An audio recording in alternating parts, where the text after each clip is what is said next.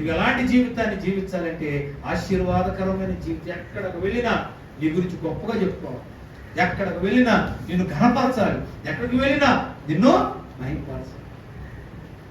అలాంటి ఆశీర్వాదకరమైన జీవితాన్ని దేవుడు మీకు ఇవ్వాలి. అది ఎలాగొస్తుంది?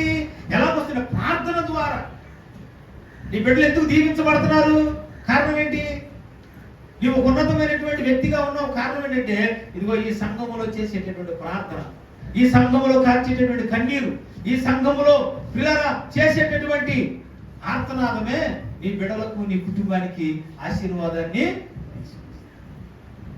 కొంతమందికి చిన్న చిన్న ఉద్యోగాలు వచ్చినా, లేకపోతే కొద్దిగా దేవుడు ఆశీర్వదించిన పిల్లల మందిరం మర్చిపోతున్నారు, సంఘాన్ని మర్చిపోతారు, కుటుంబాన్ని మర్చిపోతారు.